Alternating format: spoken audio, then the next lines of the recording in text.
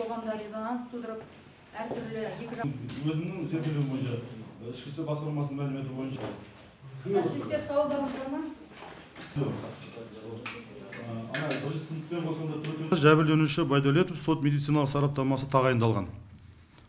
19 қаңтар 2018 жылы Байдәулетовке Қазақстан Республикасы Әділет министрлігі Оңтүстік Қазақстан облысы бойынша сот сараптамасы институты тарапынан медициналық тексеру жұмыстары жүргізілген. 2018 жылдың 29 қаңтар күні сараптама жұмыстарының қорытындысына сәйкес Байдәулетовтың денсаулығында ешқандай зақым болмағаны туралы сараптама тұжырымдамасы берілген.